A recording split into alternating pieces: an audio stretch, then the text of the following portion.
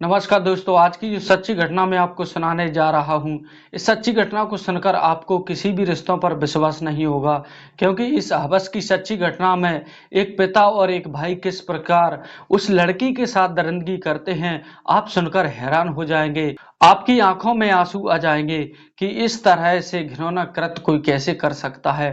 दोस्तों, इस तरह की हवस की सच्ची घटना को लास्ट तक जरूर देखना, आपको बहुत कुछ सीखने को मिलेगा। दोस्तों, हमारे चैनल को लाइक एवं सब्सक्राइब कर लीजिए। इस चैनल पर आपको सच्ची घटनाओं एवं क्राइम की घटनाओं को भी सुनाया जाता है। नमस्कार दोस्तों, इस सच्ची घटना को विस्तार से जानते हैं। आज मैं जिस कहानी के साथ, जिस सच्ची घटना के साथ हाजिर हुआ हूँ, यह सच्ची घटना है मेरठ की। दरअसल अभी चंद दिनों पहले की मेरठ के ही एक सरथाना थाने में एक एफआईआर दर्ज होती है। एफआईआर दर्ज करने वाला शख्स रोते हुए कहता है कि साहब, मेरी जो 13 साल की बेटी है वह कहीं चली गई है। अब जैसे ही पुलिस वाले सुनते हैं तब कहते हैं कि अच्छा एक काम करो, उस लड़की की तस्वीर दो, उसका फोटो दो और साथ ही उसके तमाम डॉक्यूमेंट दो और यह बताओ कि वो क्या साथ लेकर के गई है। अब एक ऐलान जैसे ही पुलिस वाले बोलते हैं, फौरन उसके सामने पिता कहता है कि दरअसल साहब, बात ऐसी है कि मेरी जो बेटी है वह अपने छोटे भाई को लेकर चली गई है। दोस्तों, इस तरह की बात को जब पुलिस वाले सुनते हैं तो लगता है कि मामला बहुत बड़ा है। फौरन उसका फोटो लेते हैं, अलग अलग थानों में वह भेज देते हैं और तमाम बस स्टैंड हो या चाहे रेलवे स्टेशन हो, टैक्सी स्टैंड हो, हर जगह उस लड़की की तस्वीर को शेयर किया जाता है, क्योंकि मामला एक लड़की का था। दोस्तों, पुलिस वाले जब कड़ी मेहनत करते हैं, कई घंटों तक दौड़ भाग करने के बाद अंत में उस लड़की को एक सुनसान जगह से उसके भाई के साथ बरामद करते हैं। बरामद करने के बाद उसके साथ लाते हैं।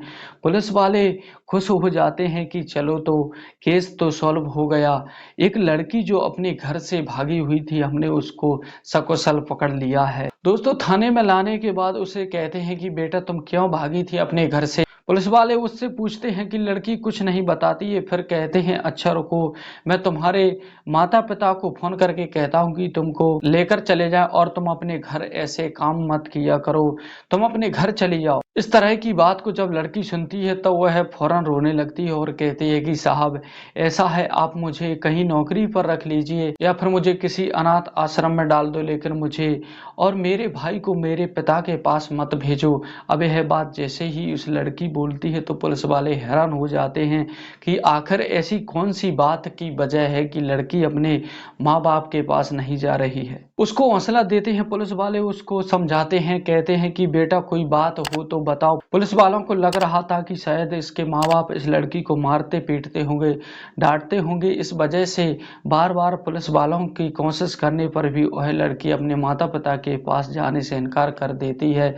लेकिन लगातार जब उस लड़की को कहा जाता है तब वह लड़की रोने लगती है। इसी दौरान कुछ महिलाएं पुलिस वाली आती हैं, तो आने के बाद उस लड़की से कहते हैं कि बेटा, तुम्हारे साथ क्या हुआ है, तुम क्यों नहीं जाना चाहती हो। यह लाइन उस लड़की से बार बार पुलिस वाले कहते हैं और वह पूछती हैं, तो वह लड़की ऐसी कहानी सुनाती है जिसे सुनने के बाद पुलिस वालों की आंखों में आंसू आ जाते हैं कि आखिरकार एक लड़की के साथ ऐसा उसके घर वाले कैसे कर सकते हैं। इस कहानी की शुरुआत लगभग 1 साल पहले होती है। बेहद गरीब परिवार की लड़की थी। एक भाई था उसका और पिता था, उसकी माँ थी। कोई ज्यादा परिवार बड़ा नहीं था, वह पढ़ा लिखा भी नहीं था, पैसे के ज्यादा साधन संसाधन नहीं थे।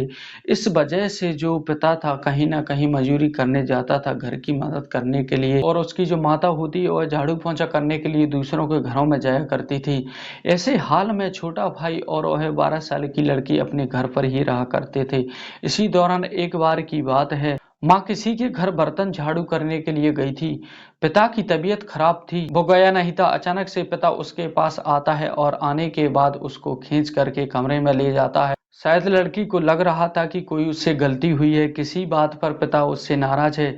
लेकिन जब वह कमरे में ले जाके उसे लड़की को गलत तरीके से उसको टच करने लगता है, तब वह लड़की समझ नहीं पाती है। वह भागने की बहुत कोशिश करती है, लेकिन उसका सगा बाप उसको दबोच लेता है। उसके बाद उसके सारे शरीर के कपड़े अलग कर देता है। अलग करने के बाद उसके साथ गलत काम करता है। लड़की बहुत देर तक चीखती रहती है, चिल्लाती रहती है। जिस पिता से उसे मदद की उम्मीद थी, जब वही पिता उसकी इज्जत लूट रहा था, तो आखिर वह जाए किसके पास। तब वह लड़की उस दर्द को सहन कर जाती है।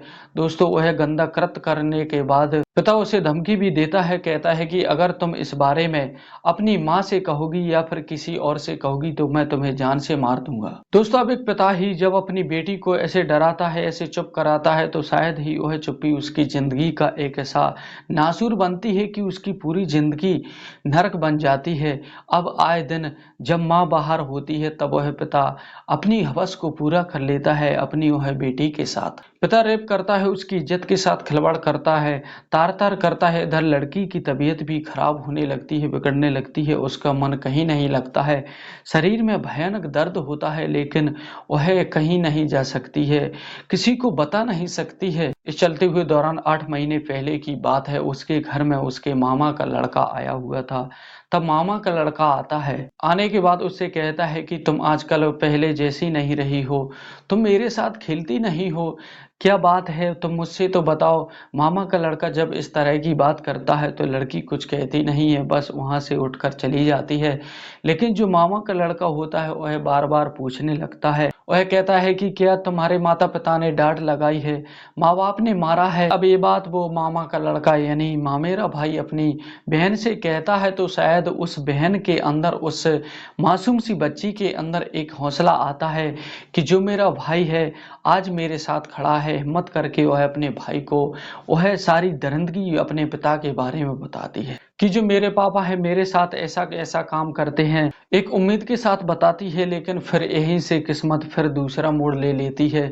उसका मामेरा भाई फौरन अपना असली रूप दिखाता है। मामा का लड़का कहता है कि अगर इस बारे में तुम चाहती हो कि मैं किसी से ना कहूँ तो मुझे भी तुम्हारे साथ गलत करना है। अगर तुम मेरी बात मान लोगी तो इस घटना को मैं किसी को नहीं सुनाऊंगा। तब उस भाई की बात सुनकर के लड़की बहुत बेचैन हो जाती है, बहुत रोने लगती है कि भाई क्या बोल रहा है। इसके बाद मामा का लड़का भी उसी कमरे में ले जाता है, उसके साथ सेम तरीके से कुकर्म करता है। अब कभी मामा का लड़का यानी मामेरा भाई, कभी पिता, लगातार उसके साथ रेप करते हुए 13 साल की लड़की आते आते उसके न जाने कितने बार रेप किया था। आए दिन उसके साथ दरिंदगी होती थी, जिंदगी बद से बदतर हो गई थी। कई बार उसने मरने की कोशिश की लेकिन उसे लगा कि मरने का कोई भी फायदा नहीं है। इसी दौरान उसे लगा कि एक काम करते हैं, आज मैं शिकार हो रही हूँ, हो सकता है कि मेरा छोटा भाई भी एक दिन बचा नहीं पाए अपने आप, वह भी इसी तरह का शिकार हो जाए, अपने छोटे भाई को भी बचाना है। इस वजह से वह लड़की अपना घर छोड़ करके, तमाम चीजों को छोड़ करके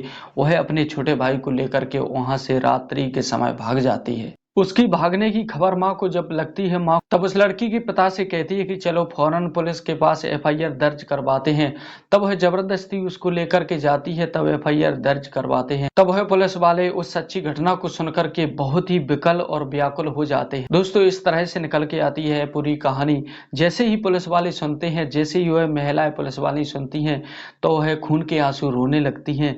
जितने पुलिस वाले थे उनको बहुत क्राइम देखा था लेकिन शायद ही ऐसा नियम क्राइम उन्होंने अपनी पूरी जिंदगी में नहीं देखा था कि इतना घिनौना कृत्य कोई कैसे कर सकता है, कि उसकी इज्जत कोई और नहीं बल्कि उसका पिता और भाई ही लूट रहा था। दोस्तों, सैकड़ों बार उसका रेप हो चुका था। फौरन मामला मीडिया में जाता है, सुर्खियों में जाता है, फौरन गिरफ्तारी की प्रक्रिया शुरू हो जाती है, उन दोनों को गिरफ्तार कर लिया जाता है।